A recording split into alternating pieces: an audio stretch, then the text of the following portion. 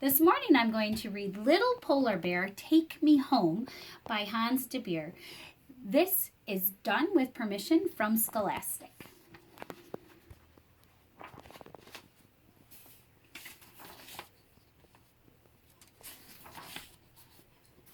Lars, the little polar bear, lived at the North Pole, surrounded by ice and snow.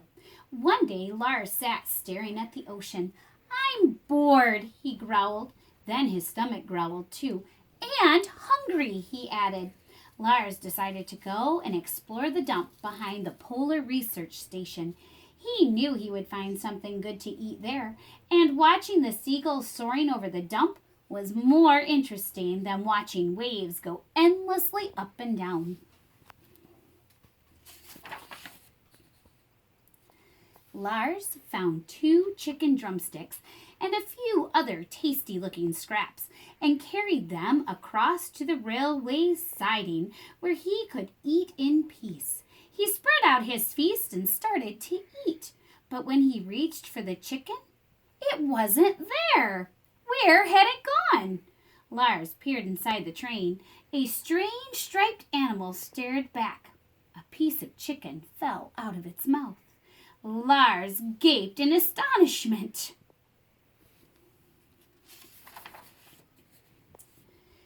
The striped animal started to cry. "Who are you?" asked Lars. "I'm Sasha, and I'm so hungry." "Hello, I'm Lars," said the little polar bear.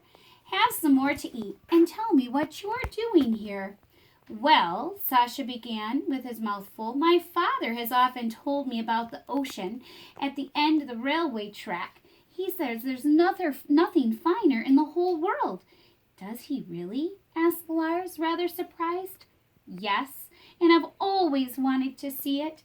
I thought this train might take me there. So I climbed inside and I rode for such a long time. But I didn't see the ocean, and now I am lost and scared and tired, and I just want to go home." Sasha started to cry again. "Don't be scared, Sasha," said Lars. "I've often been far from home, and sometimes I get a bit lost too. But someone always helped me get back. And now I'll help you. Why don't you take a nap first? I'll keep watch." But no sooner had Sasha fallen asleep than Lars nodded off too.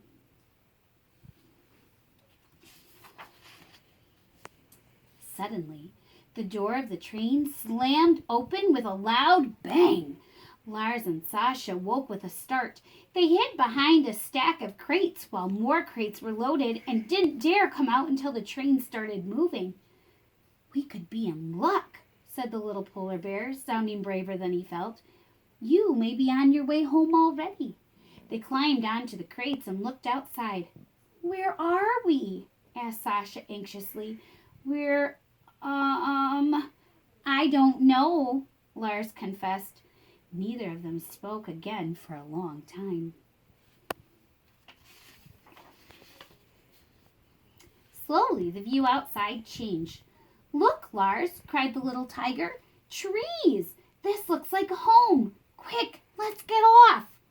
"We'll have to jump," said Lars. He waited for the train to slow down. Then he climbed out of the window. Sasha didn't look quite so eager now. "Can't we wait until the train stops?" he said. "Come on, Sasha," Lars shouted. "You can do it." They tumbled off the train and rolled through deep, soft snow. The little tiger sniffed the air. "Yes, it definitely smells like home," he said happily.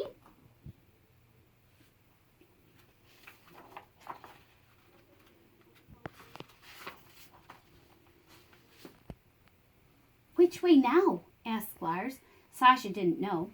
"I can't find exactly the right scent," he said. A huge snowy owl swooped down and landed in front of them. "What are you looking for?" she asked. "Sasha wants to go home," said Lars. "He's still got a long way to go," hooted the owl. "Follow the railway tracks as far as the bridge, then turn off into the forest. After that, just follow the sun. Good luck." She soared away. "What a helpful owl," said Lars.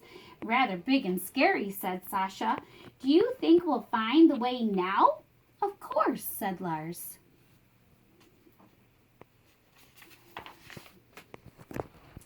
They reached the bridge, turned into the forest, and followed the sun, which they could just see between the trees.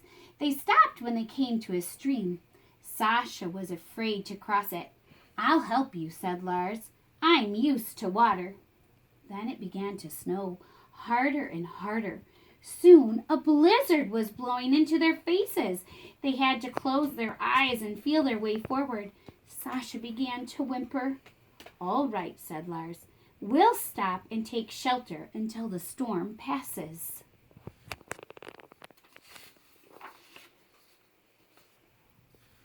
By the morning, the storm had died down, and when the sun broke through the clouds, Lars and Sasha found they had spent the night at the edge of the forest. A huge, empty plain stretched out in front of them. "Which way now?" said Lars under his breath, hoping the little tiger wouldn't hear. "Are you gentlemen lost?" they heard a friendly voice say.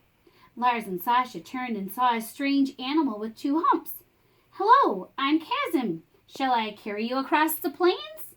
"Yes, please," cried Lars, and they quickly clambered onto Chasm's back. "Hold on tight," said Chasm. "Here we go to Tigerland."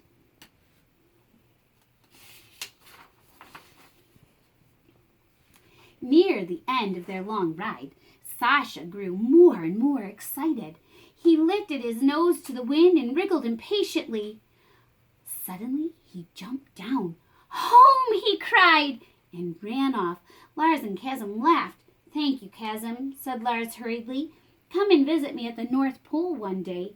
Then he ran to catch up with Sasha. When they came to the edge of a tall cliff, Sasha scampered across a log bridge. Lars looked down at the water rushing over the rocks below. Maybe we should find another way across," he said nervously. "That would take much too long," Sasha called over his shoulder. "Come on, little polar bear. You can do it."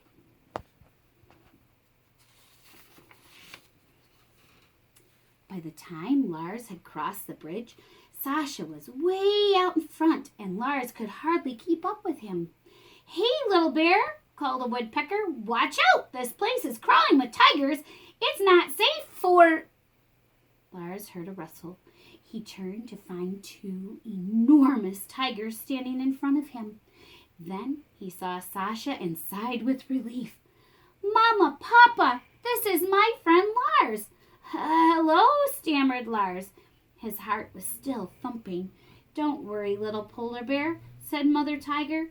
"We won't hurt you."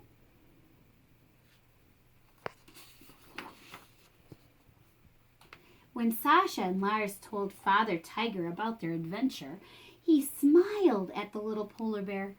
"Thank you for your help, Lars. Now I'll take you home. Sasha can come with us." "Great! Then I can show him the ocean. I know a really good place to sit and watch the waves," said Lars. The homeward journey was much faster because Father Tiger didn't lose his way as Lars and Sasha had done. When at last they got back to the North Pole, Lars proudly showed them the ocean. "There's nothing finer," said Father Tiger, while Sasha stared in amazement at the endless expanse of water.